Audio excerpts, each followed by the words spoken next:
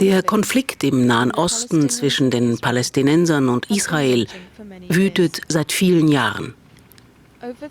Unzählige Versuche, einen dauerhaften Frieden auszuhandeln, scheiterten.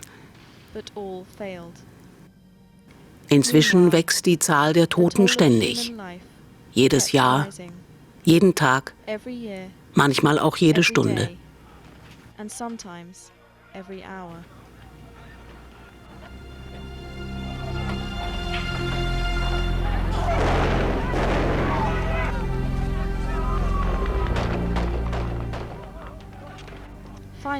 Mit der Madrid-Konferenz 1991 gab es endlich einen Schimmer Hoffnung. 2 Jahre später einigte man sich in der norwegischen Hauptstadt Oslo nach langen geheimen Verhandlungen erstmals auf eine Grundsatzerklärung, die auf dem Tausch Land gegen Frieden beruhte. Neue Hoffnung kam auf. Today, with all our hearts and all our souls, we bid them shalom, salam, peace.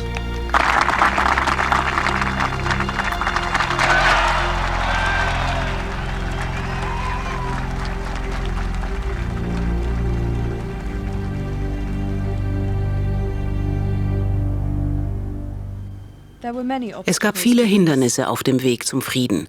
Eines war der Status der 5 Millionen palästinensischen Flüchtlinge, die über die ganze Region verstreut leben. Oder die Grenze zwischen den Konfliktparteien und die zukünftige Kontrolle über die Grenzen zu den Nachbarländern. Die gemeinsame Teilhabe an der heiligsten Stadt der Welt, Jerusalem. Aber das größte Hindernis, das zum Streit zwischen Ramallah und Tel Aviv führen sollte, zeichnete sich erst ab: die israelischen Kolonien respektive Siedlungen im palästinensischen Kernland. Dieses Hindernis bedrohte das Grundprinzip der ganzen Verhandlungen: Land gegen Frieden. Land for peace. The Israeli settlement policies started almost with the beginning of the occupation. The different Israeli governments had different understandings of the same concept of settlements. The first settlement in the West Bank had been constructed a few weeks after the 1967 war. That was the Kfar Etzion. A year later, a bit more than half a year later, 1968, a group of settlers had moved to Hebron. They had moved to Hebron by the agreement back then, which had been done between them and the military. They were supposed to stay in Hebron only for a week and only during the Passover. Within 2 weeks after Israel conquered, already there were plans for settlements. There were plans for what we're going to keep. There were plans of giving Palestinian areas back to Jordan. The Jordanian option was the option of the Labour Party. So that the idea that this is our country, we've now grown our country. Now the trick is, how do we keep it and keep control of the land and make this all the land of Israel, but get rid of the Palestinian population? That, until today, from 1967 until today, remains the essential issue. Obwohl der Siedlungsgedanke tief in der zionistischen Ideologie verankert war, hatte die regierende Labour-Partei keine klare Politik ausgearbeitet, wie das Unternehmen Siedlungen gestartet werden sollte. Aber alles änderte sich im Jahr 1974 mit der Bildung von Gush Emonim, dem Block der Gläubigen. Die ideologische Siedlungsbewegung wurde in der Siedlung Kfar Etzion von einer Gruppe von fundamentalistischen Rabbis gegründet, die beanspruchten, von Gott berufen zu sein, die Grenzen von Israel vom Jordan bis zum Meer auszudehnen. The ideology is that Zionism and the will of God coincide here on the land of Israel.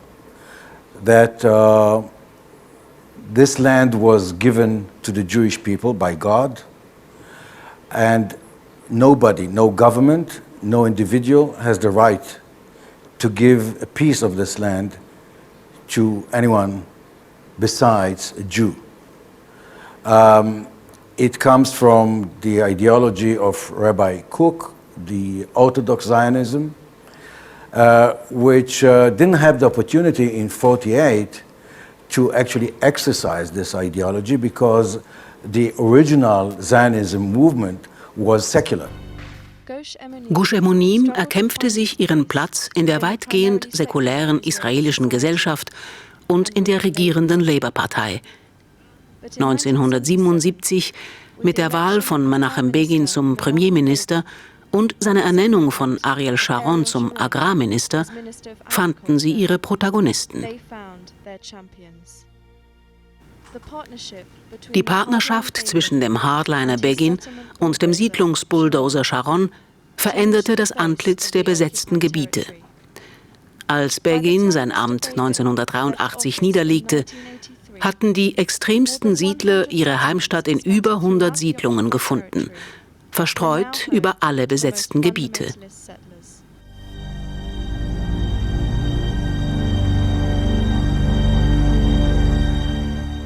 Sharon was appointed by Begin to be the head of the Ministerial Committee on Settlements.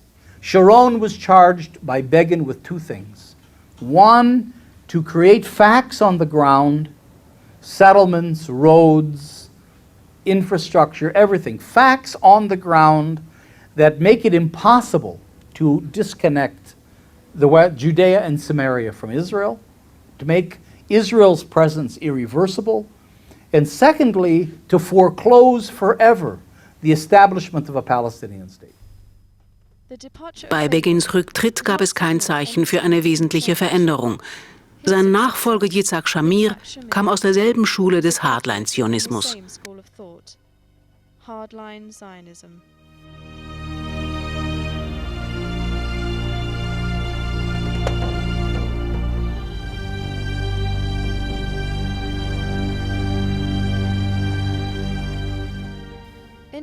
(1983) publizierten das israelische Ministerium für Landwirtschaft und die World Zionist Organization einen Masterplan, der 43 neue Siedlungen vorsah, sowie 300 bis 450 Kilometer neue Straßen, um die Siedlungen zu verbinden und zu erschließen. Weiter schlug er vor, die Zahl der Siedler auf 100.000 zu vervierfachen.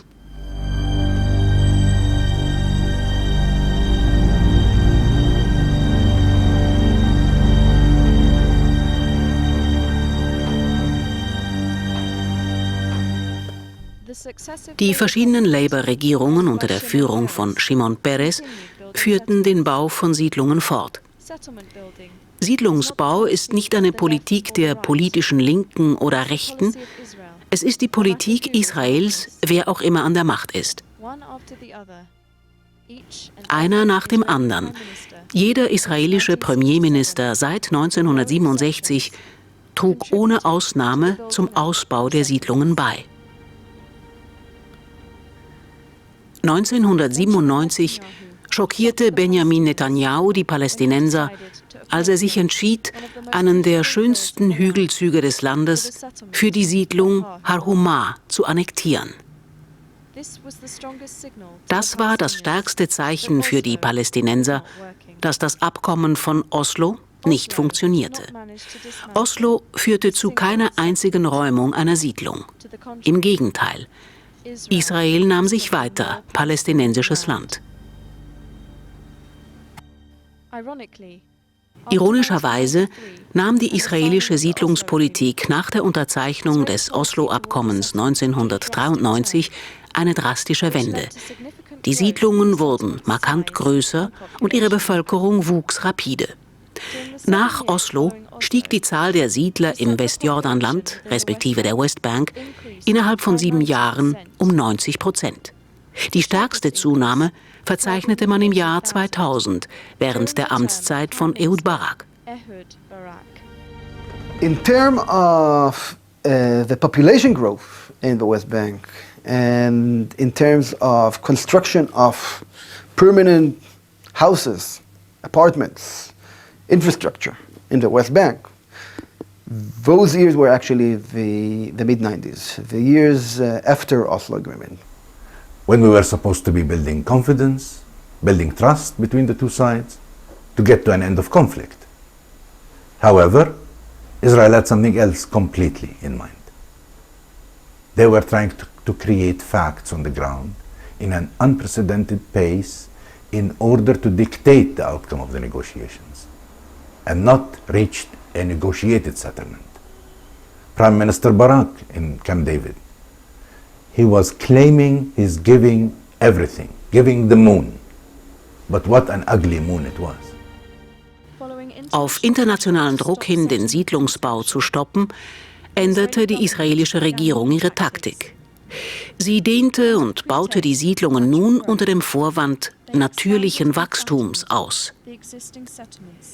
Sie vernetzte sie untereinander und verband sie mit Israel. Daraus resultierten große Siedlungsblöcke, zum Beispiel der Ring um Jerusalem oder die Blöcke von Areal und Gush Etzion, welche das Land zerschneiden und jede Möglichkeit eines zusammenhängenden Staates Palästina ausschließen. Der Architekt dieser Politik ist Premierminister Ariel Sharon.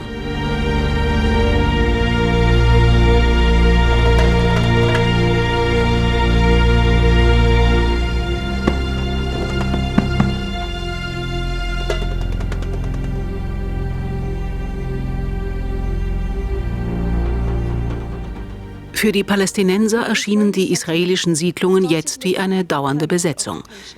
Mit den Hunderten von Siedlungen und Außenposten, verstreut über die ganzen besetzten Gebiete von Palästina, sieht die Landkarte der Westbank aus wie Schweizer Käse. Die israelische Politik, vollendete Tatsachen zu schaffen, funktionierte. Israel wants the world to see Judea and Samaria as an integral, natural part of the land of Israel, and then later of the state of Israel. And therefore, its policy is defined as one that makes that reality permanent. This isn't a tactical thing. It's not that we're building settlements so we can be stronger. We're building settlements as permanent extensions of our cities. Ariel is an extension of Tel Aviv. Ma'ale Adumim is an extension of Jerusalem. Diese Siedlungen und ihre Umfahrungsstraßen und Sicherheitszonen beanspruchen 42% des Landes, das eigentlich für den zukünftigen Staat Palästina bestimmt ist. Der Bau neuer Straßen auf der ganzen Welt bezweckt normalerweise Wirtschaftswachstum und bessere Erreichbarkeit. Straßen hingegen, die Siedlungen verbinden, dürfen nur von Siedlern benutzt werden. Wollen Palästinenser auf diesen Straßen fahren, müssen sie besondere Bewilligungen einholen, und es ist sehr schwierig, diese zu erhalten. Das grundlegende Menschenrecht, die Bewegungsfreiheit im eigenen Land, hat man einer Mehrheit der Palästinenser weggenommen. Sie ist zum Privileg einer auserlesenen Minderheit geworden.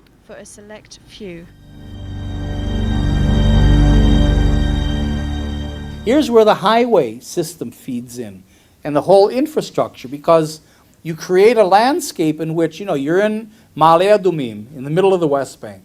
Well, but with a beautiful highway, you can go to Ma'ale Adumim, you can go home and back, you work in Jerusalem, home and back in 15 minutes, with a beautiful highway, never encounter an Arab, never, God forbid, you never go through an Arab village or neighborhood or anything else.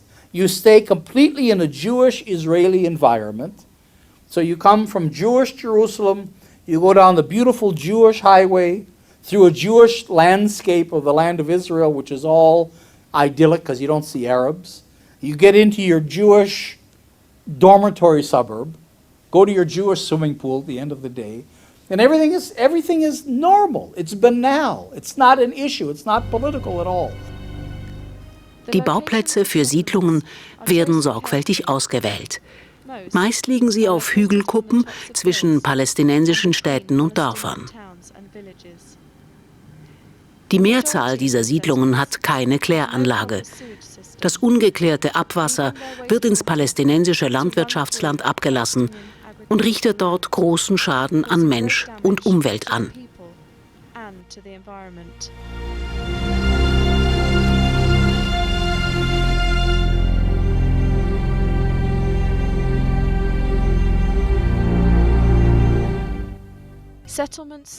Siedlungen vergeuden wertvolle natürliche Ressourcen, vor allem Wasser. Wasser ist ein sehr wichtiger Rohstoff in Palästina. The average consumption per capita in Palestine, in West Bank actually, 140 cubic meter per capita a year, while the average consumption for settlers about 600 cubic meter per capita a year for all purposes. The Palestinians, they pay 4 times more than the Israelis as cost of water in West Bank, while we're using the same resources and the same infrastructure. In other words, we consume 5 times less, but we pay 4 times more. Heute leben fast 500.000 jüdische Siedler in den besetzten Gebieten Palästinas. Die Israeli rissen sich nicht darum, in die besetzten Gebiete umzuziehen. Sie wurden angeworben, bearbeitet und es wurden ihnen zahlreiche Anreize geboten. Von jeder einzelnen Regierung in der langen Reihe.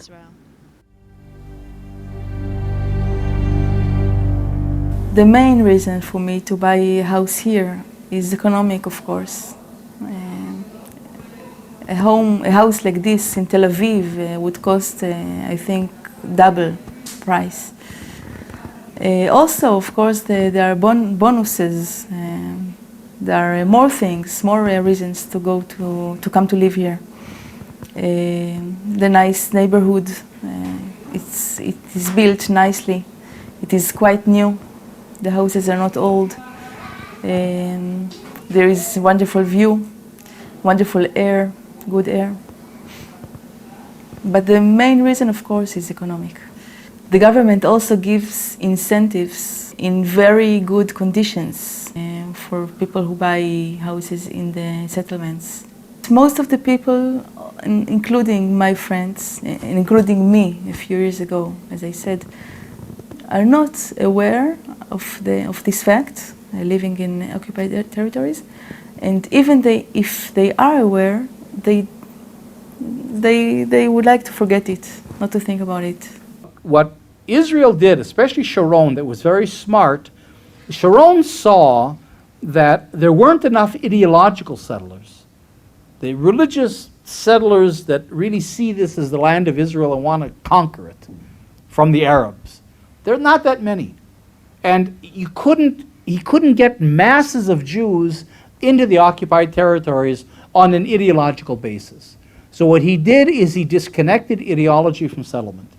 So you have Ma'ale Adumim and Givat Ze'ev and Ariel and Alfei Menashe, a lot of other cities that have nothing to do with settlement or politics. They're normal people living there. They don't even know, half of them, that they're across any kind of a green line, which has been completely eliminated from the Israeli maps.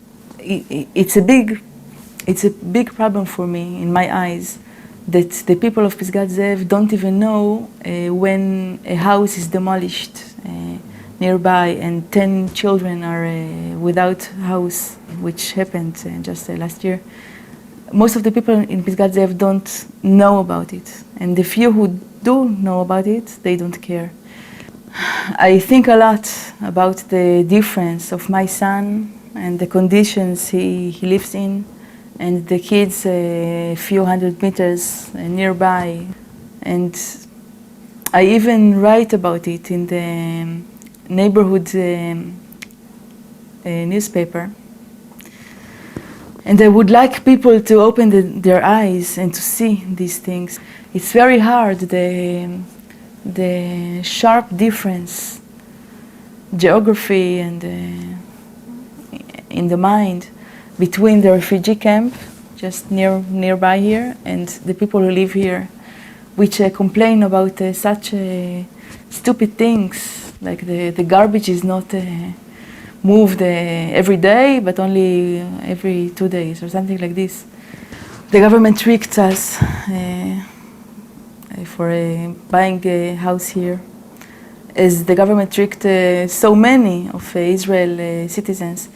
If the government offered me some apartment, more or less like this, as I have now, in another place, in Israel, not in the occupied territories, and that would make the peace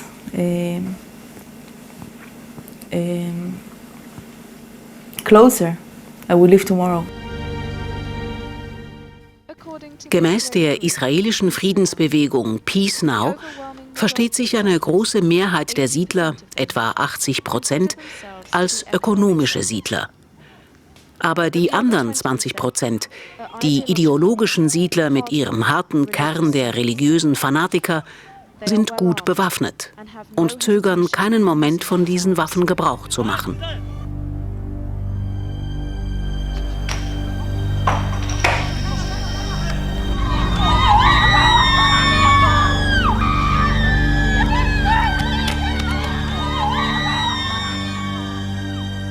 These ideological settlers chose to live deep in heavily populated Palestinian areas, especially the settlers down in Hebron, chose to live deep in Palestinian areas because that's where they would break the Palestinians, that's where they would fragment their contiguity, surround them, lock them into islands, and create these pathways between the settlements and Israel proper. Die gewalttätigsten Siedler leben heute in der Stadt Hebron. Für Hebron ist Gewalt von Seiten der Siedler nicht neu. 1994 betrat ein in Amerika geborener jüdischer Doktor die heilige Moschee und schlachtete 29 Palästinenser beim Gebet ab.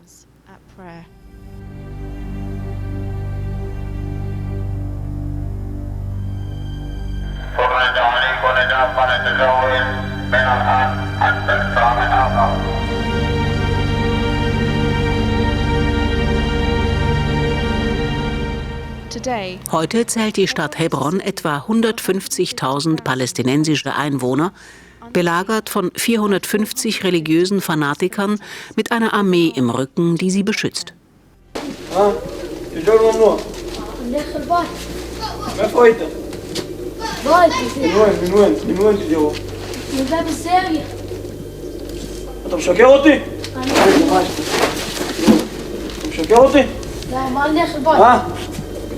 איפה הבית שלך?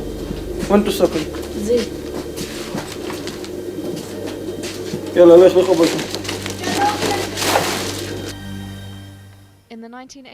In den 80er Jahren entschlossen sich die Juden in Hebron, aus ihren Siedlungen auszubrechen und in die Innenstadt umzuziehen. Das palästinensische Viertel von Tel Rumeida war ihr Ziel. Die Menschen von Tel Rumeida sind seither zahlreichen Formen der Gewalt und Schikanierungen durch Siedler ausgesetzt, die sie dazu bringen sollen, ihre Häuser und Besitztümer zu verlassen. Sie leben in einem konstanten Belagerungszustand mit Ausgangssperren und Straßensperren. Laut der UNO gibt es 181 Checkpoints in Hebron.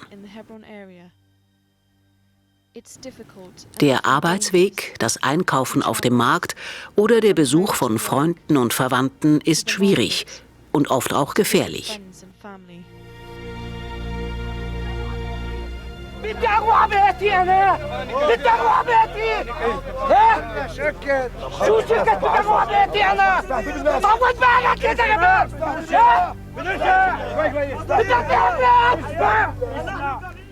Die Brutalität der Siedler und der Belagerungszustand, den sie mit sich bringen, veranlassten einige ehemalige Soldaten der israelischen Armee, ihr Schweigen zu brechen und der eigenen Gesellschaft und der Welt ihre Erfahrungen aus Hebron mitzuteilen.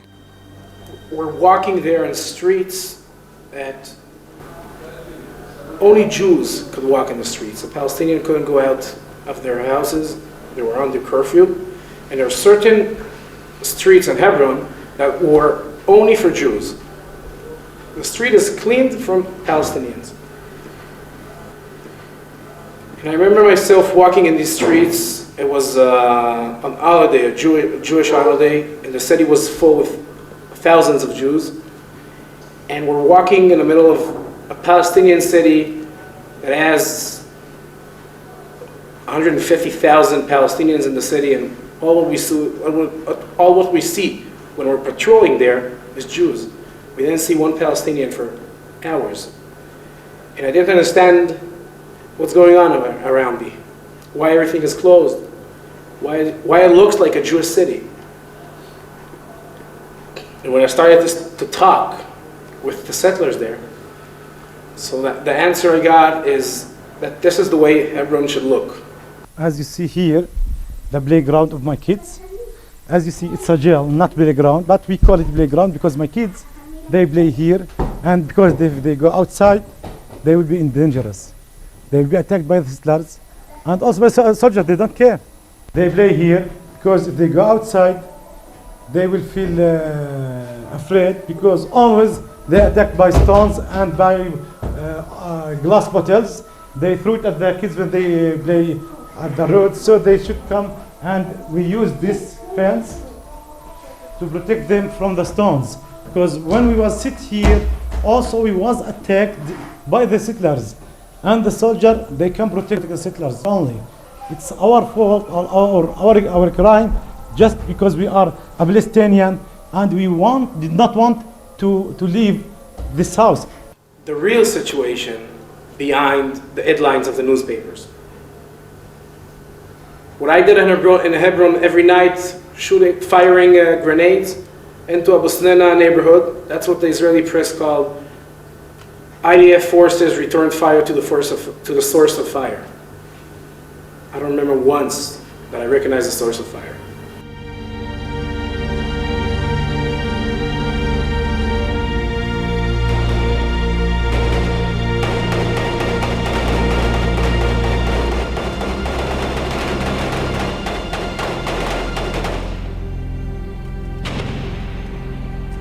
People just argued. I mean, I want to shoot, no, I want to shoot, no, I want to shoot. They just like stood in a line behind a grenade machine gun in order to shoot the grenades for something like 2,000 meters at Kharat Sheikh. I mean, civilized neighborhood, and you can't see shit. I mean, it's night, and you don't see any snipers, you don't see nothing. You just see buildings, and you feel like it's inside of a computer game. And then your mother calls you to see if you're okay. You can't tell her that this is what you've been doing. I mean, and she hears the shots, all the noise of the explosions in Hebron. And you said it's just like, no, it's okay, just a drill. The Israeli society has no clue about what's going on in Hebron, what's going on in all the occupied territories. The closure, curfews, it's the most something, it kills us. Always we have here a curfew. Any problems in all of Hebron, we have a curfew here. Believe me, if we hear an explosion in London, we have here in Tel Aviv, we have a curfew here. The story of the settlers' violence in Hebron. Die Geschichte der Siedlergewalt in Hebron wird kaum von den Medien verfolgt, auch nicht von den israelischen. Sie wagen es nicht, weil auch sie von den Siedlern angefeindet werden.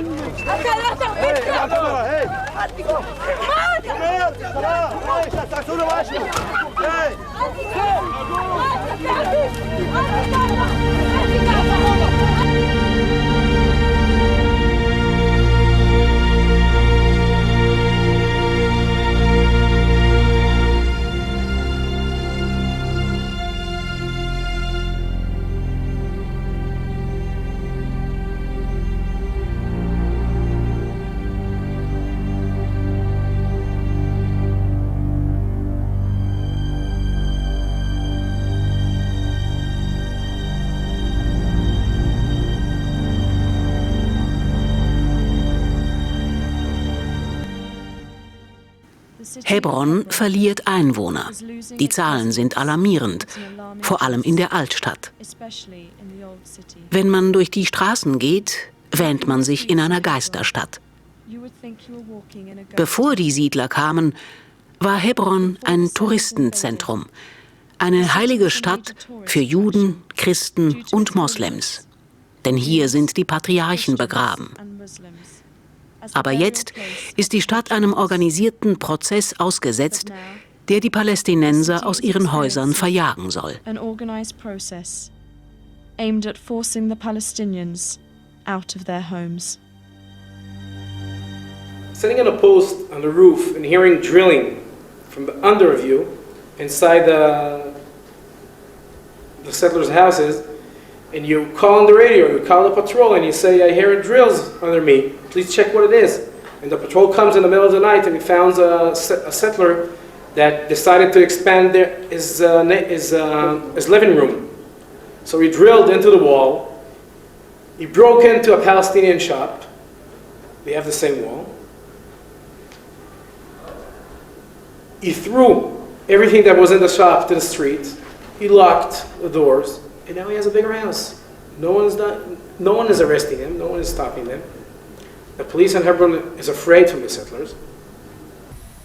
It's frightening. I mean, it's really frightening to live here when your neighbors want you gone. They want your land, they want your home, and they're willing to intimidate and to threaten until they get their way. And the army and the police, the Israeli security apparatus that is here is primarily mandated to protect them. They're armed, they're violent, there's been years and years of absolutely unrestrained settler violence. A settler can kill a Palestinian with impunity, with no fear whatsoever of ever being tried or brought to court or anything. And I've witnessed this with my own eyes. Settlers can go, and I've witnessed this as well, into Palestinian houses and take over the houses, or come in and burn the house down, with the police all around.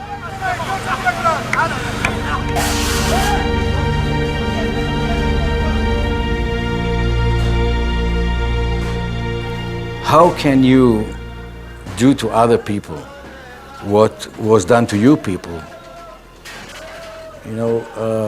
just 60 years ago? I visited South Africa recently, and I spoke to black people who still remember the apartheid. This is the South African apartheid. This is Rhodesia. Actually, the Palestinians, in the best case, are transparent. They don't see them. They don't exist.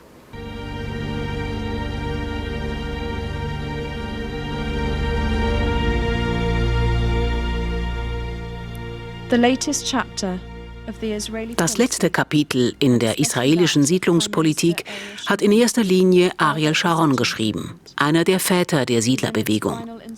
Darin werden vollendete Tatsachen geschaffen, die nicht mehr rückgängig zu machen sind und die Zukunft für den palästinensischen Staat diktieren.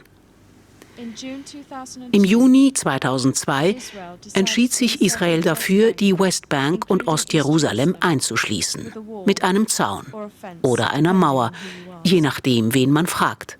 Der Internationale Gerichtshof nennt es eine Mauer. In gewissen Gegenden ist es tatsächlich eine 7,5 Meter hohe Mauer. In anderen ist es ein Zaun, ergänzt durch Stacheldraht, Graben, Straße für Patrouillen und Überwachungskameras. Palästinenser nennen es eine Apartheid-Mauer, Israeli einen Sicherheitszaun. You can't explain the major elements of the occupation by security. You can't explain 200 settlements by security. Israel did not go out and build Ma'ale Adumim for security reasons. And it never claimed to. You can't explain the highway system. You can't explain the policy of house demolitions. You can't explain land expropriation. You can't explain really the closure, the way it's done, because most of the closure is internal, within the West Bank and within Gaza, not between them and Israel. And you can't explain the route of the wall by security. Security simply does not explain these things. Something else is going on. Just look at the root of the wall and the picture definitely will become clearer. The border between Palestine and Israel, between the Palestinian territories and the Israeli territories, is 315 kilometers long. Meanwhile, the root of the wall is 670 kilometers. Definitely it is more than double the length. Why? Im Distrikt Qalqilia wohnen etwa 100.000 Palästinenser. Und hier befindet sich mit das beste Ackerland in der Westbank. Aber Qalqilia wurde durch die Mauer eingeschlossen, damit Israel die Siedlungen rund um den Distrikt annektieren kann. Schau, was mit der Stadt und den Dörfern darum herum geschehen ist, wie sie erstickt wurden, voneinander getrennt, Palästinenser von Palästinensern, eingesperrt von Mauern und Zäunen um sie herum, getrennt von ihrem Lebensunterhalt, ihrem Land. Die Bauern in Qalqilia sind zu Landlosen geworden. هذا الجدار برك من نص الارض قسم الارض قسمين وقلع كل زيتون وخرب الارض كلها. الزيتون لما هم يقصوا فيه حامل والأولاد تحته في الشجرة ويعيطوا وإحنا نكون إن شاء الله ولا هذا رزقتنا ما الناس إشي يعني هناك إلا هالقطعة.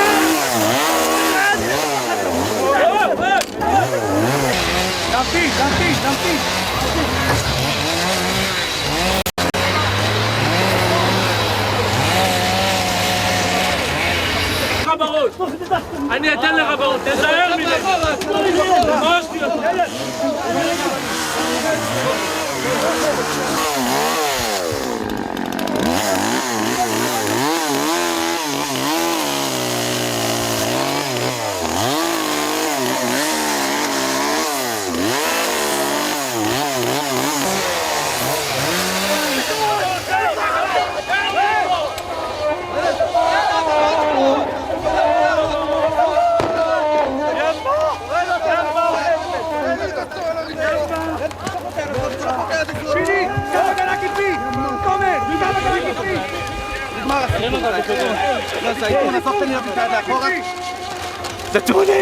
دتولي يابا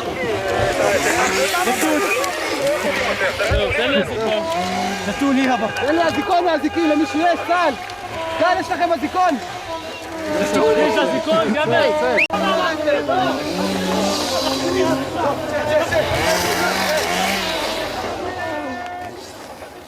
An olive tree takes between 7 to 10 years to bear a fruit.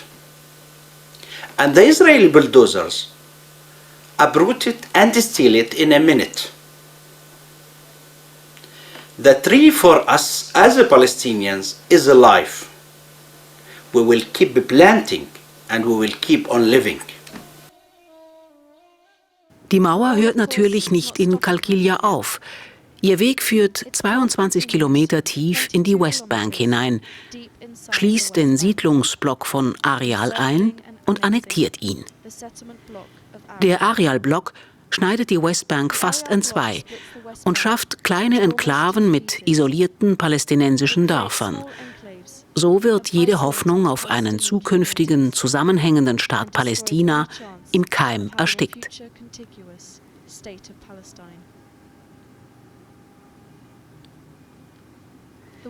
Die Mauer geht weiter, umringt und annektiert weitere Siedlungen und palästinensisches Land und zerstört auf ihrem Weg viele Bauerndörfer.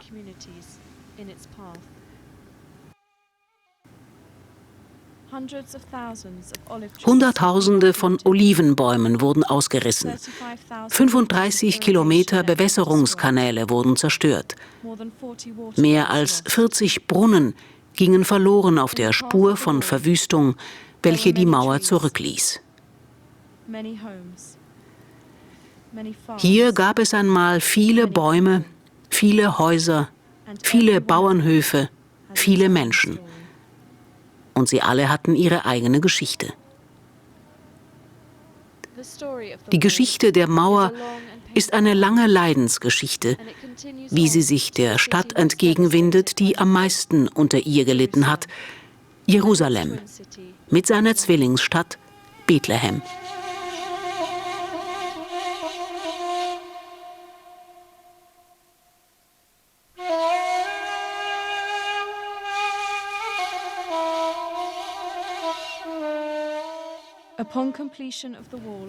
Wenn der Mauerbau in Jerusalem fertig ist, werden sich Zehntausende von Palästinensern außerhalb der Stadtmauer wiederfinden, von ihrer Stadt und ihrem Lebensunterhalt ausgeschlossen. Damit wird es Israel gelungen sein, die demografischen Verhältnisse der Heiligen Stadt zu verändern.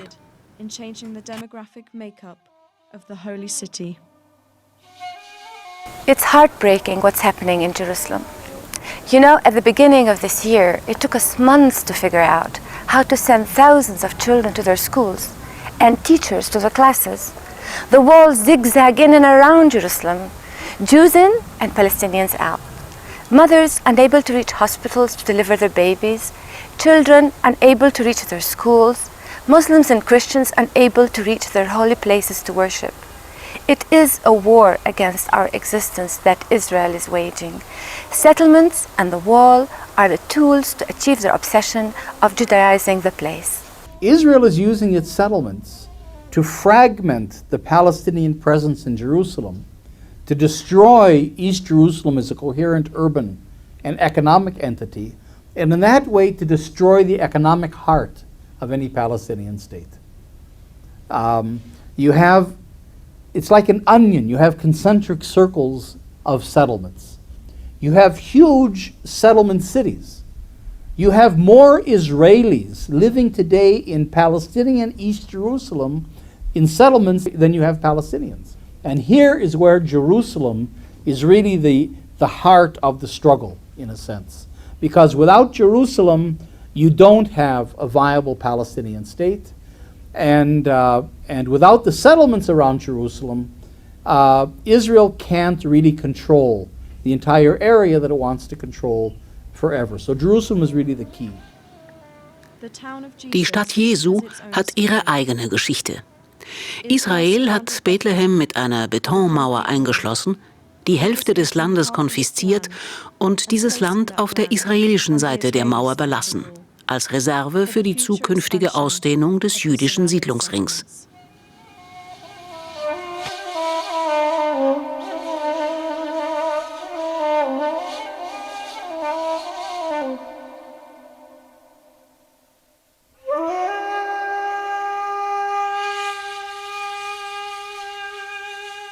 I wonder what Jesus would say if he sees his town as a ghetto behind walls and gates, oppressing people, taking their land and depriving them of their dignity will never bring security to anybody. If I have anything to say to our neighbors and to the Jewish people, please do come back to your senses. Think of justice. Justice is not a foreign concept for Jews or for Judaism. Let my people free. Die Mauer schlängelt sich im Süden von Bethlehem weiter und annektiert den großen Siedlungsblock Gush Etzion sowie weitere Siedlungen entlang der grünen Linie der Grenze.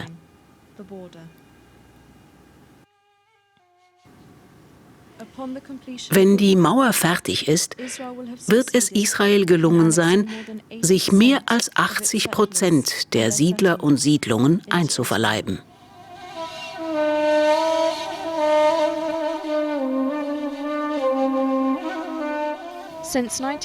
Seit 1947 haben die Palästinenser Jahr um Jahr leidvoll zugeschaut. Der Teilung, der Besetzung und der Annektierung ihrer Ländereien und ihres Vaterlandes. Der Traum von Freiheit und einem eigenen Staat ist so fern wie eh und je. Siedlungen und die Strategen dahinter konfiszieren das Land und mit jedem Tag und jedem Jahr plündern sie ein weiteres Stück der Menschenrechte von Millionen Palästinensern. At the end of each day and each year, confiscating the human rights of millions of Palestinians. Siedlungen zerstören das Prinzip Land gegen Frieden, die Basis für den Friedensprozess. Sie schaffen ein Land ohne Frieden. And creating a land with no peace. It would be very hard to argue that the two-state solution is still alive. If by that we mean a viable Palestinian state. A continuous Palestinian state is going to be practically impossible. And this is going to be not only the end of the dream of Palestinians of a state, but it might also affect the Israeli dream of the survival of Israel as a Jewish state. They are asking themselves a simple question. Is Israel willing to acknowledge our historical collective rights in 22% of historical Palestine? The answer is, according to what Israel have done, and this is something which each Palestinian have seen. If not from his door, then from his window. If not from his window, from his roof. The answer is no. Now, Israel still wants a two-state solution because we still have the same dilemma we started out with. How do we keep control of the country but get rid of the Palestinians? At the end of the day, as Prime Minister Shamir used to say, they will get used to it. They will get used to the facts on the ground. They could confiscate our land, destroy our homes, uproot our trees, and imprison us. But they will never be able to imprison spirit seeking for freedom. Walls and ghettos will never bring peace. Justice will. In my lifetime, if I get to live long enough, like Shimon Peres, I may be present to celebrate it. But if it won't happen in my lifetime, I'm afraid my children will have to forget about it. I spent a good number of years of my life in Israeli jails. Though I never hurt anybody, never attacked anyone, never even touched a gun. The only crime I ever committed is to dream of freedom and statehood for myself, for my kids. Now, after all those years, the state Sharon has in mind for me and my kids is a bunch of enclaves, cantons, ghettos. It is hard to be optimistic given the circumstances we live under. However, I am. You know, if 70 years ago you would have asked the Jewish people themselves if they ever thought the nightmare of Nazism would be over, they probably would have laughed at you. But Nazism was defeated. And look at Israel now, a strong state, prospering. Now I'm sure Palestinians will be no exception to that. One day we will be free, I have no doubt. Definitely we will be free. No doubt whatsoever.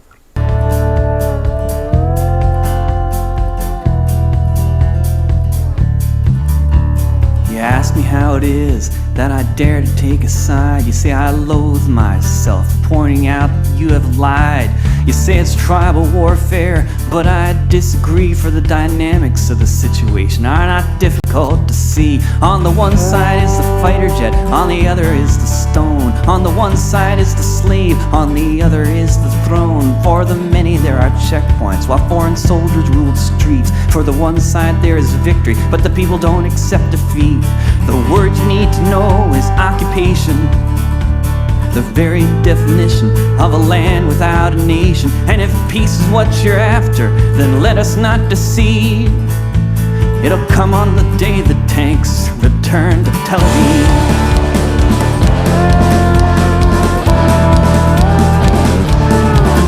On the one side there is hunger and bulldozed olive trees. On the other is the army, ruling by decrees. Caterpillars maul the streets, destroy whole city blocks, while children swallow shrapnel for the crime of throwing rocks. Fences are erected around the towns they flatten, and Herzl's own fanatics sleep on sheets of satin. And they water their plantations, drilling ever deeper wells, while the displaced children of the hopeless are filled with bullet shells. The word you need to know is occupation, the very definition of a land without a nation. And if peace is what you're after, then let us not deceive. It'll come on the day the settlers